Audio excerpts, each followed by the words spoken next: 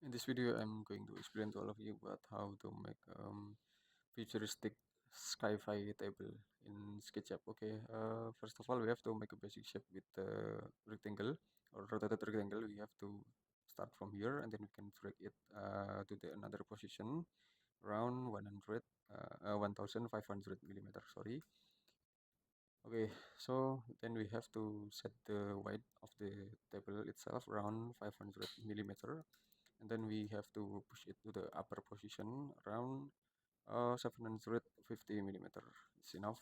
Okay, and then we can make the basic pattern of this sci-fi table. We can use using line for this is just for basic example, so you can improve more with the perfect pattern with another tools such as tape measure tool. You can draw a grid over there. You can draw a grid to it to be more perfect uh, arrangement anyway. So in this video I'm concerned to whole tutorial about how to make a sci-fi futuristic table in SketchUp. Okay, first of all, we have to make pattern in this position. We can draw it in this position anyway.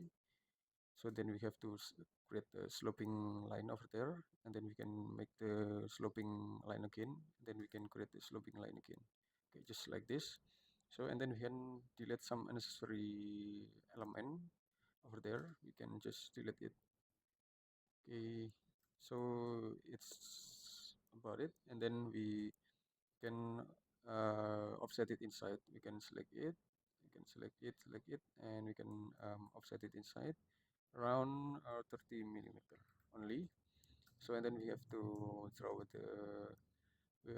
the support, additional support here. Okay, then we can draw a thickness around maybe around 50 millimeter approximately. So then we have to click this plane, and then we have to push it to the back just like this. Okay, so you can see it, you can see about it, and then we have to push it to the back. We have to push it to the back side until the limit, so you can see, and then we have to offset this plane only. We have to offset this plane, and then we can offset in this position anyway, or maybe you can explore more about it. But this is about the futuristic table, futuristic sci-fi table that I share to you. And also we can make the another element of it. We can select this line. Okay, and then we have select move and press control, and then we can type 50 millimeter. Okay, and then we can select it, and then we can move and create it, and then we can type 50 millimeter also.